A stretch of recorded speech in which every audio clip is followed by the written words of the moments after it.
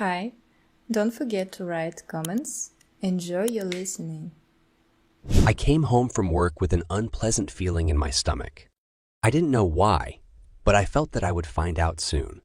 It was only 5 o'clock on Friday evening. This is unusual for me, as I work for myself and like to spend time alone in the office on Friday nights to make sure everything is in order and ready for the important day on Saturday. My name is Mark Barker, and my business is Barker Autos. I started my working life at the age of 16 as an auto mechanic. At 20, he opened his own auto repair shop, specializing in expensive European cars. Now I am 30, 8 years old. I have 4 points in the district, and I own a business, according to the most conservative estimates, worth $8 million. I was coming home early because my wife, Hannah, said I had to be home early today. She has an important offer. She wants to talk to me about it. Hannah is 30, 5 years old, and we've been married for 14. We met because her father, John, asked me to find her a car for her 20th birthday. A spark immediately passed between us.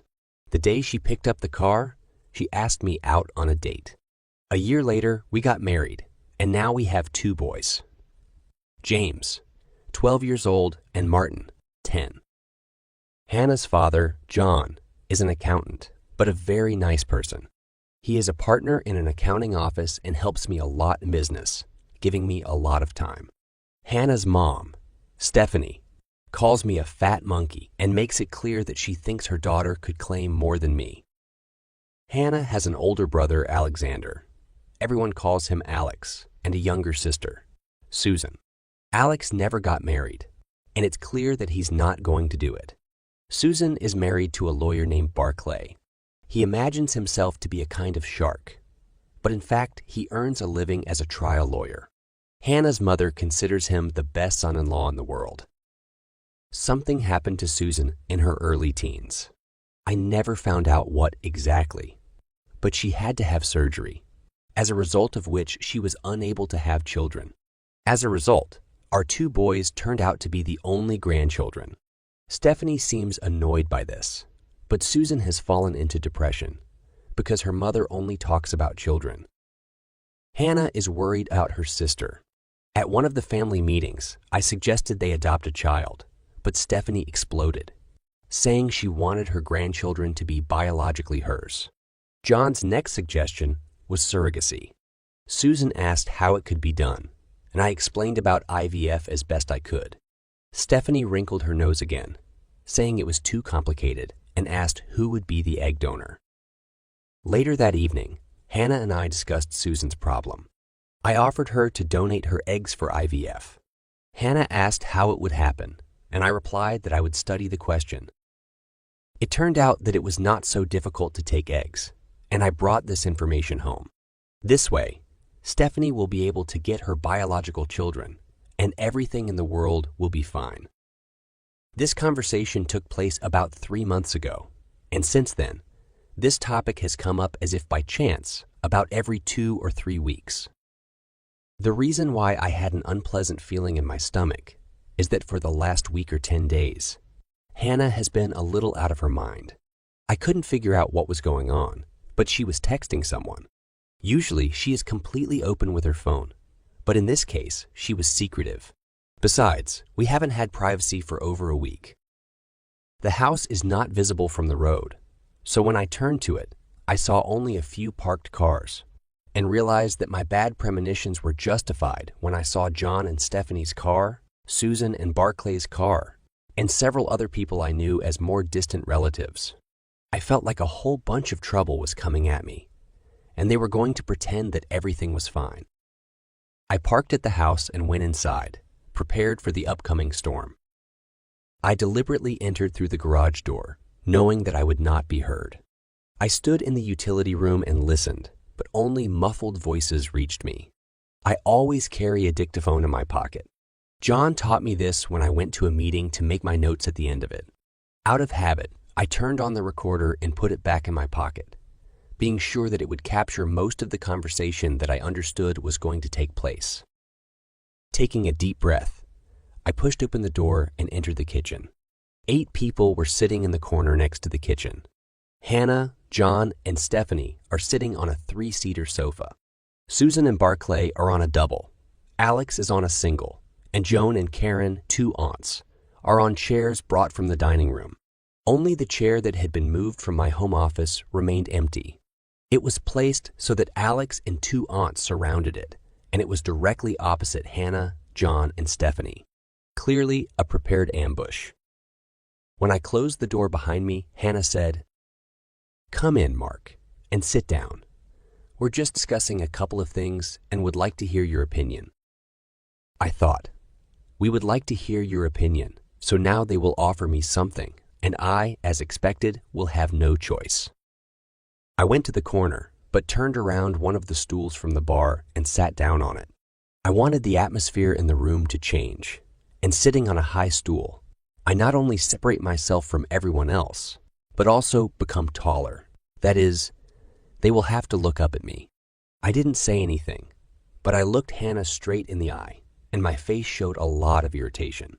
She blushed when she realized what I was doing, but she couldn't hold my gaze. I slowly looked around the room.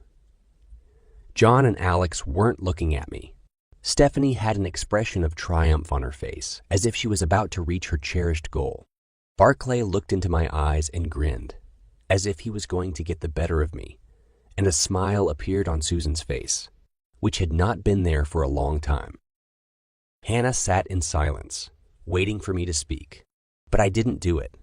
Looking around the room, I continued to look at her, and she tried in every possible way to avoid my gaze. I thought, I can wait as long as you can, and was silent. It turned into a battle, and she started getting mad at me. In the end, Stephanie broke the silence by saying, "We've been discussing Susan's problem, and it seems we found a solution." I didn't say anything to Stephanie and kept looking at Hannah, who was now fidgeting under my gaze. Eventually, Hannah looked up at me. "Mark, as you know, Susan can't have children, and you have studied the possibility of surrogacy, and we think it is a good option. Mom wants the eggs to biologically belong to the family. So over the past few weeks, we have been discussing the option in which I will be the surrogate mother." I raised my hand to stop her. "Have you discussed this over the past few weeks? And why did they consider it necessary to exclude me from these discussions? Obviously, this decision will have a serious impact on me and the boys. And I think we should have been aware of all this." Stephanie cut in. "What do you mean? It has nothing to do with you. Just hold her hand and smile." I took a deep breath and turned to Stephanie without taking my eyes off Hannah. "Naturally, it will affect me and the boys. Their mother will be in an IVF clinic. Then she will carry the baby, which means that she will not be able to do some things for them. Both previous pregnancies were difficult for her, and both times she was hospitalized for a month with high blood pressure. She will have to undergo an examination and spend time in the hospital during childbirth, which will erase her from their lives. She will also need time to recover. You need to have a certain degree of selfishness not to understand how destructive this will be for my family." I was most worried when, at my words, "IVF clinic," Hannah's gaze slid around the room. A grin appeared on Barclay's face, and Susan shuddered. What am I missing? Stephanie obviously enjoyed bringing me up to speed. There will be no IVF clinic. My grandson will be conceived in love and passion, not in a test tube. A light bulb flashed. This is an ambush, and the others are here to keep me under control. I felt anger flare up on my face and shouted, "Hannah, explain everything now." She darted her gaze to me, and I saw fear in her eyes.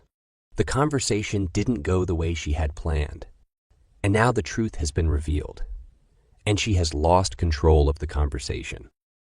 She said, "IVF is not the best option. 2 months ago, I stopped taking pills. The doctors say that in about 2 to 3 weeks, I will become fertile. During my fertility, Barclay will move in with me for a week, and at the end of the week, I should already be pregnant.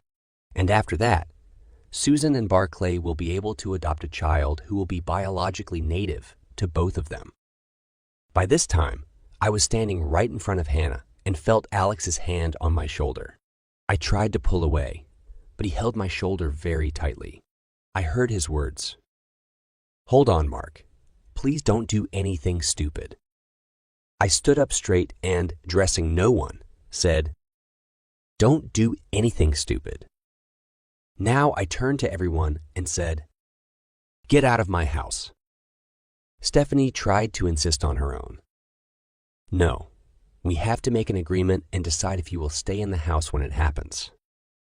John was already up and trying to get his wife up from her seat when I said, "John, I've never hit a woman before, but if your wife doesn't get out of this house in 10 seconds, God knows, I'll hit her." At that moment, Stephanie looked into my eyes and for the first time realized the truth of my words. She jumped up and asked, "Hannah, don't you need Alex to stay for protection?" I laughed. "If you think I'm going to physically harm my wife, you don't know me.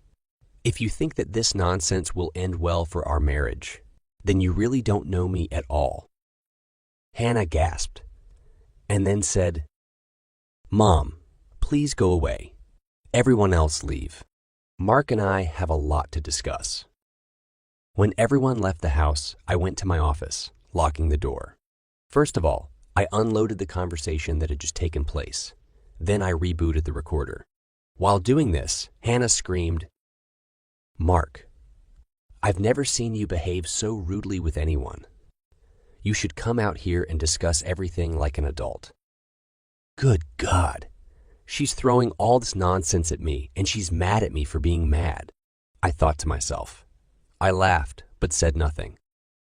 At work, I have a system for recording all phone calls and messages.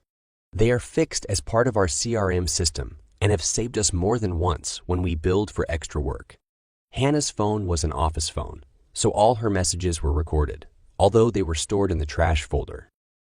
I quickly accessed her recordings and downloaded all the voice calls and messages between her mom, Susan, and Barclay. In fact, everything turned out to be simple. They created a band called Baby. It included Hannah, Susan, Barclay, and Stephanie. Slowly, I looked through the messages in the group. The discussion started 3 months ago, right after the day when surrogacy was mentioned.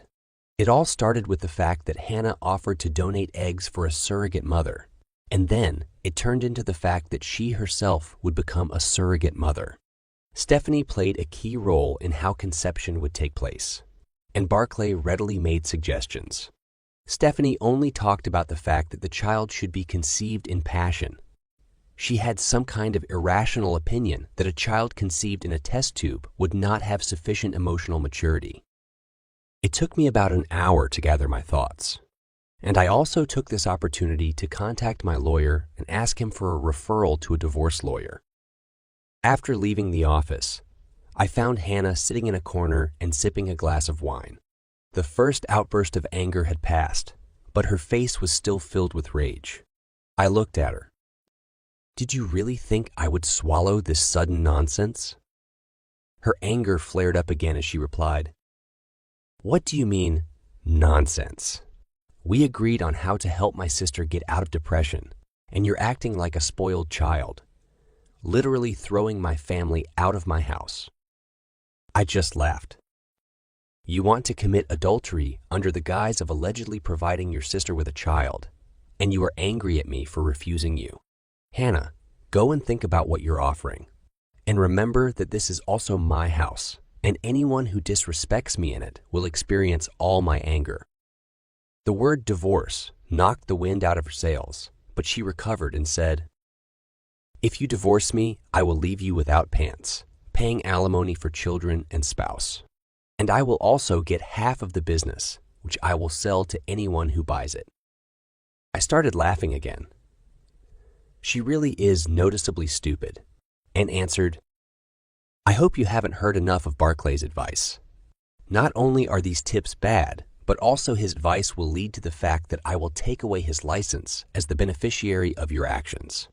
But let me explain that not only this house, but also the land on which it stands, got to me before we got married. This is not marital property. We both signed a marriage contract.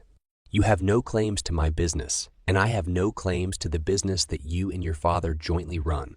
If you plan to get pregnant, especially from a man other than your husband, your medical history will show that you will not be able to take care of the children. Don't forget that during both pregnancies, you were hospitalized with blood pressure problems. Hannah, if you want a dirty fight, I'll give it to you. You won't get pregnant with Barclay's baby if you plan to stay married to me. And I won't agree to Ive because I don't trust you anymore. You've made it so that either you win or you lose. And the win is our marriage. And now, where are the kids? I want to see them. She realized that I had stopped the discussion and she would have to back off. She said, "They're at the Pattersons at number 30, and I'm coming for them now. Please cook dinner. I left a couple of pizzas in the fridge." I warmed up the pizza, then played with the boys in the garden until it was time to go to bed. I knew I needed to talk to Hannah, but I just couldn't stand this conversation. Both boys went to bed at 9:30 in the evening as I exhausted both them and myself playing football in the garden. Finally, I got to the point where I couldn't hold back any longer, went to the refrigerator for a beer, and went to the corner where Hannah was sitting on the only chair. He sat down opposite her on the 3-seater sofa, took a long sip of beer, and said, "Did you really believe that I would agree to you betraying me and having a baby for Susan? Not only that, you expected me to clear my own bed. I don't think you understand what disrespect and humiliation you were going to bring down on me." I noticed Hannah's sad expression when she said, "I have to do something for Susan. My sister is completely depressed. My mother hates IF, and Barclay says they can't afford it anyway. If you don't let me, I'm afraid Susan will hurt herself, and I'll never forgive myself if she does. So this is a big performance, in fact, blackmail." I poured myself another drink and replied, "By cuckolding me, you're making a deer out of me, so there's no way you and Barclay can arrange this to get pregnant. If they can't afford EF, we'll give them money, or we can go 50-50 with your parents.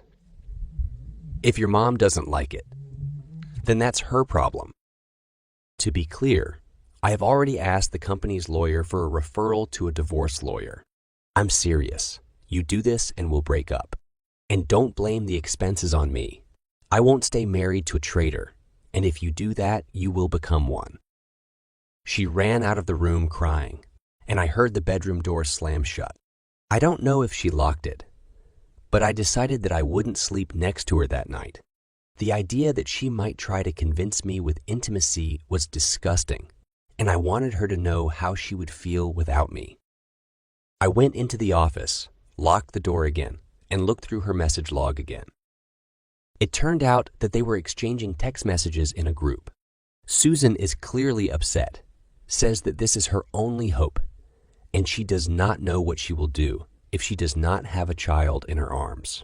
Hannah started by saying that she would work on me.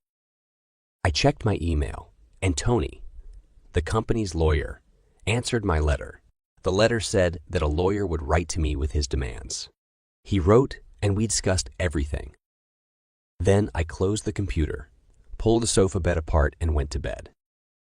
I woke up from the fact that someone was trying to open the door to the office. Then I heard a knock and a half, scream from Hannah. "Mark, what are you doing? Why didn't you come to bed?" I got up and looked at my watch. It was 3:30 in the morning. Unlocking and opening the door, I found Hannah standing in the hallway in her dressing gown. It was half open, and it was clear that there was nothing under it. I looked at her in silence. "What's the problem?" She replied, "I've been waiting for you in bed.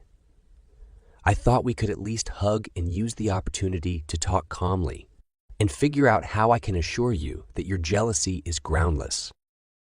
Obviously, there were more messages in the group. I didn't want to reveal that I had access, so I left it as it is. "Good night, Hannah. Go to bed and take this opportunity to think about the damage you're doing to our marriage, how you're neglecting my feelings and self-esteem. I closed and locked the door. He turned off the light but remained standing to the side of the door, listening. There was light coming from under the door, and I knew Hannah was still there. I thought I heard a sigh, and then the light went out. The next day was Saturday. I usually left later on Saturday, but I left early today. I assumed Hannah would change course. Last night was her usual tactic. She could have gone one of two ways. Or she became very nice, showing me how good a wife and mother she was, and remains, hoping that I would not notice her infidelity. Or she became a hellish woman, trying to show that if I didn't give in to her, she would turn my life into a continuous suffering. I assumed that today would be the first, and after that I would take the opposite approach. I stayed in the office until 4:30 after everyone had left. I just couldn't bring myself to go home. I realized that our marriage is like a mirror, and Hannah threw a very large brick at it. The mirror is cracked, and now it will always be cracked. I began to think that our marriage was doomed, no matter what Hannah did next. I dragged myself home by 5 o'clock. Of course, Hannah was in the kitchen, the sundress clinging to her figure. The makeup was flawless. Normally, I would have practically attacked her in the kitchen, but this time I didn't even pay attention. I went into the spare room to change. After about 20 minutes, she called up the stairs. "Mark, dinner's ready." I had to give the boys a good show, but I wanted to make sure that Hannah understood that this image of her as a loving wife would not change my decision. When I went to sit down, a glass of red wine was set up for Hannah and me. Then she came to the table carrying a plate with steak, a large portion of English potatoes and mushrooms. My favorite Saturday dinner. Nothing surprising. I paid almost no attention to Hannah, talking to the boys about everything she couldn't talk about. She tried to change the subject, but I wouldn't let her. The boys didn't notice it, but she did. After the meal, she said, "Mark, help me wash the dishes, and the boys will go play a little." I got up and started clearing the table, but Hannah stayed seated. When she heard that the boys were playing console, she said, "Mark, sit down and talk to me. What's the matter?" I went back to the table and sat down. Then he said, "Can you really ask that with a straight face? If you don't know what's going on, then this marriage has even bigger problems than I thought. Let me explain it to you. You're planning to betray me with clear intention of getting pregnant by someone else. You also understand that I'm not buying it, and that's why you're putting on a loving wife show for me, trying to pretend that if I let you do this, then you'll be the best wife and mother a man can dream of. But it won't help, Hannah. If you do, you will never be a good wife again. To be clear, I've already contacted a divorce lawyer and will terminate our marriage if you do." Her expression changed from a smiling, loving wife to a bitch. Her voice was half a whisper, but there was anger in it. She hissed. Let me clarify the situation. I decided to do this for my sister. If you can't accept it, then divorce me. It sounded like a threat. I think she thought I was bluffing. I took a deep breath and said, "Today, I was sitting in the office and thinking about what a good marriage is. Marriage is like a mirror, and now you're throwing stones at our mirror. The problem is that our mirror is broken, and no matter how hard we try to put it back together, it will always be in cracks. I have a terrible premonition that our marriage is now having a crack, and in the end, like a broken mirror, it will collapse." I'm not kidding. It's not something I can put up with. You choose them, not me and the boys. You have a very short time to show that the most important thing in your life is us. If you don't, then, well, there's nothing left for you and me. I got up from the table and went to the boys' room. We played shooters all night. I had a clear feeling that our family was breaking up, and I was very sad. The next few weeks passed in the same mode. Hannah tried her best to be the perfect wife. Every time she tried to talk about the baby, I told her the same thing. that this was a reason to break off the relationship. She stopped being so toxic, but switched to trust me, Mark. One evening, Susan came to dinner with us. After we finished, Hannah invited me to join them in a corner. Susan started conversation. Mark, my life will not be complete without a child. I really need him, and what Hannah is ready to do is the biggest gift that can only be given to me. Can't you open your heart to me? I looked at Hannah to make sure she understood that I could see this ambush from a mile away. And then I said, Susan, there are several ways to achieve this. Turning Hannah into your personal fallen woman is not one of them. Now I was looking directly at Susan, but I heard Hannah's sharp sigh and continued. Maybe life has treated you unfairly, but I am absolutely serious. If you continue on this path, our marriage with Hannah is over. Are you willing to sacrifice this for your own personal reason?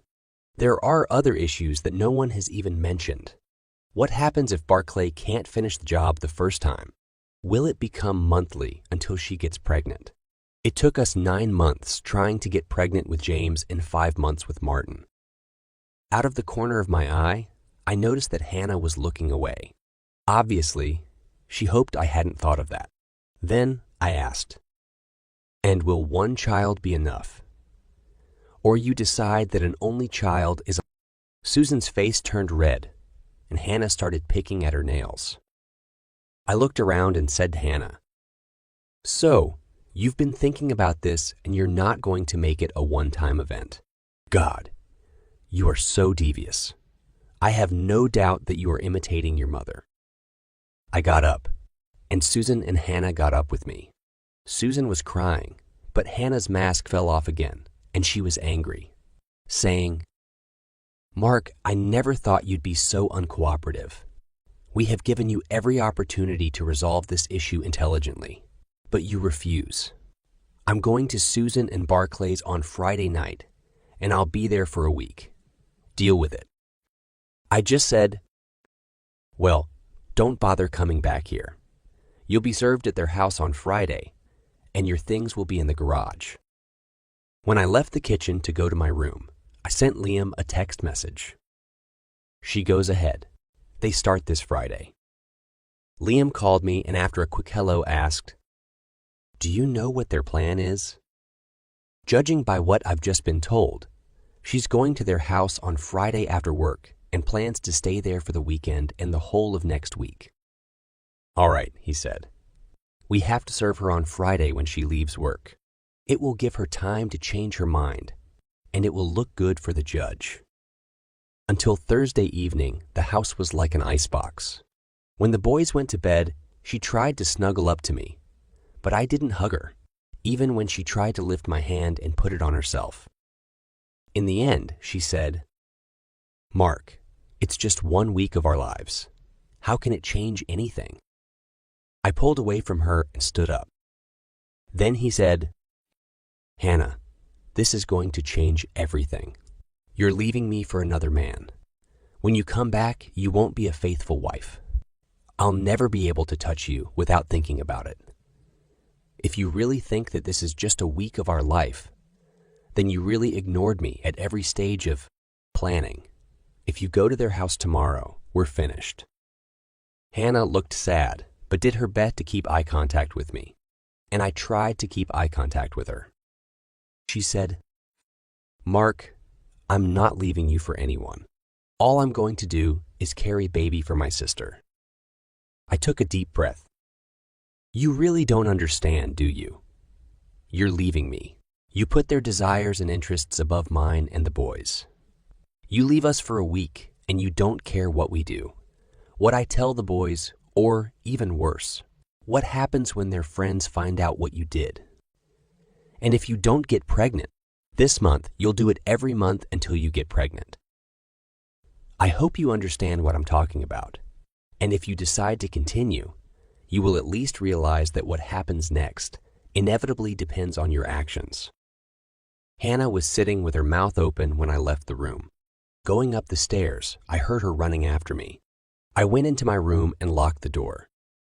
A few seconds after I locked the door, I heard her knock and say, "What do you mean by what will happen next is inevitable? What are you planning?" I opened the door. "I've already told you that. You need to think carefully and decide on priorities." Then I closed the door again. At 10 o'clock in the evening, I was already in bed and sleeping more soundly than ever since all this mess began. I did everything I could. Further actions depend on her. The next morning, I decided not to leave for work early. When I was preparing breakfast for the boys, Hannah came into the kitchen with a travel bag. She looked at me with some concern on her face, then turned around and put the bag in the laundry room, where I couldn't see her. I went back to making breakfast for the boys and said, "I see that you have made your choice." I heard her go to the closet to get something for herself. "I thought you'd be gone." I was standing with my back to her. "I thought we should eat together for the last time, even so." She stopped moving, but I knew she caught my thought when she said, "What do you mean by eat one last time? These are a couple of mysterious words that you told me recently." "There's nothing mysterious about them, Hannah," I said. "I made it clear what would happen if you continued down this path. You just decided to ignore my exceptionally clear warnings." She turned to me, and I turned to her. For the first time since this mess began, she realized that I was serious. There was concern written on her face as she said, "Now I can't refuse. I'm afraid for Susan's mental health if I do this." I shrugged my shoulders. "Our family has long been the second most important." Then shouted, "Boys, breakfast is ready." I took the keys and said, "See you later," and walked past her to the door. She grabbed my hand. "Didn't even kiss you good. Bye?" To which I replied, "No, thanks. I don't want to take anything away from Barclay." I pulled my hand out of hers before she could move and walk to the door. When the door closed, I heard her crying, "Mark, please. I need you to be there for me when I do this." Throughout the day, Hannah and Susan called me repeatedly. Even Stephanie called, but I didn't answer any of those calls. At 4 o'clock, my secretary called me and said that John was on the line. I said, "Connect me," and waited. "Hello, Mark. I know it's a shitty show, but it's turned into a battle of wills. Hannah thought you'd agree, but you fought it every step of the way. Now she thinks that if she backs down, she will feel like a loser. What can be done to fix this?" I took a very deep breath. "I'm sorry, John, but there's nothing we can do to fix this. If I let this happen, I will lose my self-respect. I will never be able to look at myself in the mirror. And I will never be able to touch Hannah again. Hannah created this situation herself. If she had thought about it a little, she would have realized that I would never allow this to happen in my life. To be honest, I think our marriage has been irretrievably destroyed, and your assessment of her unwillingness to retreat only confirms this. I'm sorry, John, but either she's coming home tonight or it's over between us." After which he said, "Hannah says you said you were going to divorce her. Is that right?" "Yes, John," I said. "If she keeps this up, I'll divorce her. The documents have already been prepared, and if she goes for it, she will be served." John took a deep breath and asked, "Will you fulfill the marriage contract?" I'm glad you remembered that, because Hannah forgot. Yes, I will, because I want to protect my business. And the house was mine before marriage. I'll be fair to her, but not overly generous, I said.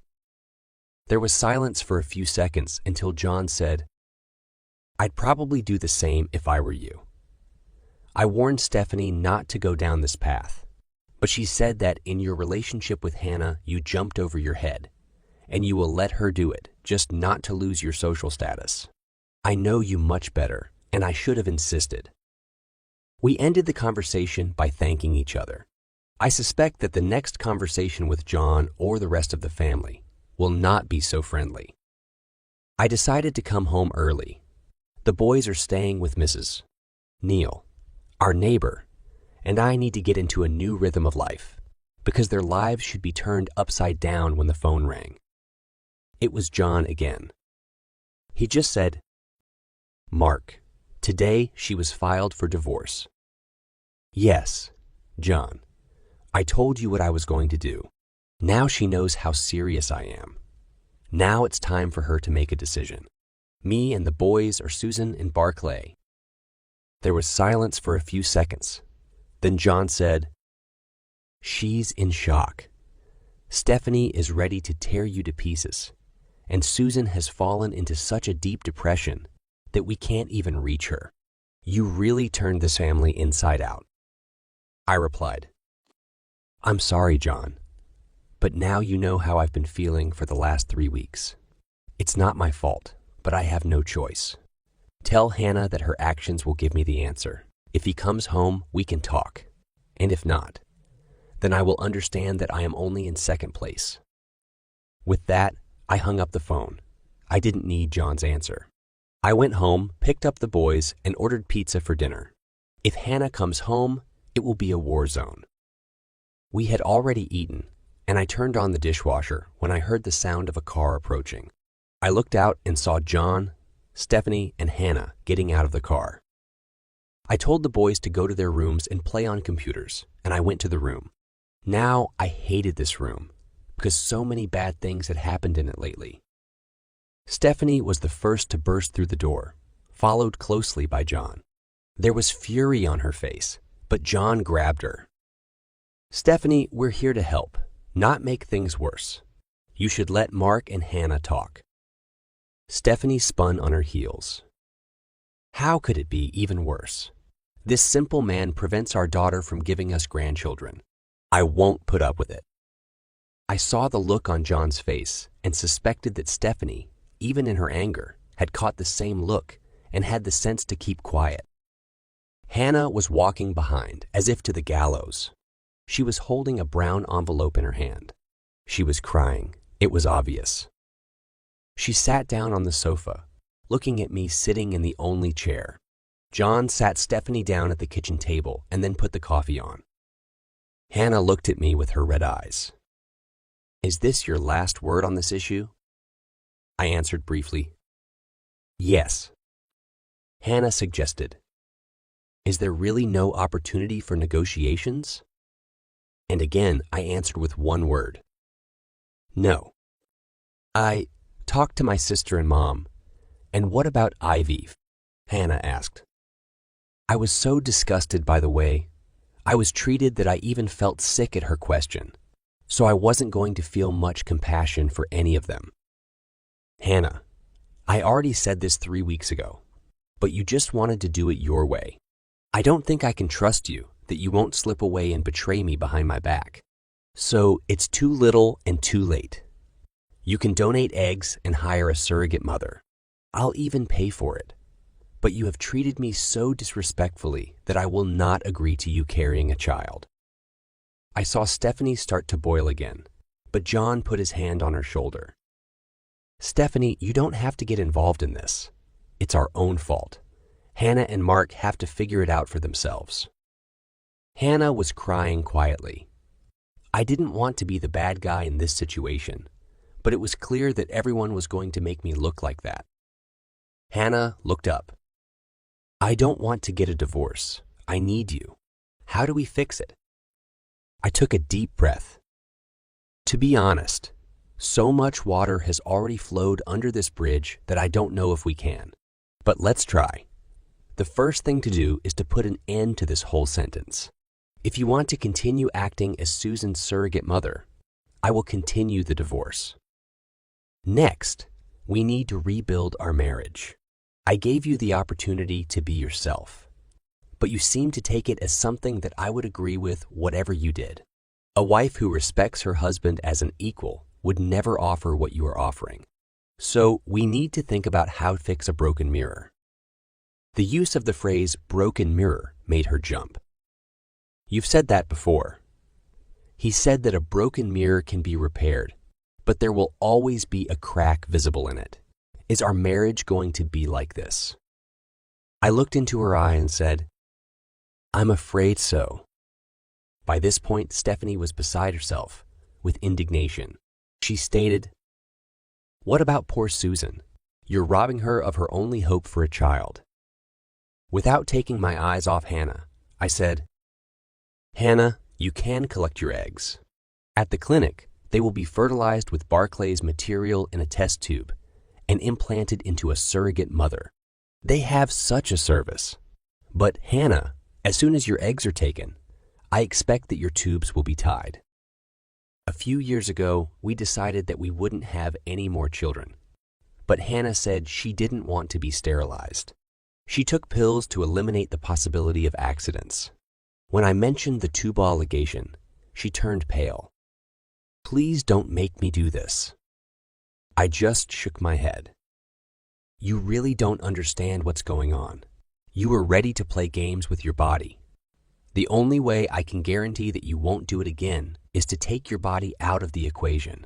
It means making sure that you can't get pregnant the good old way. I'm sorry, Hannah, but when you play with fire, you can get burned." I don't know if Hannah was devastated or furious.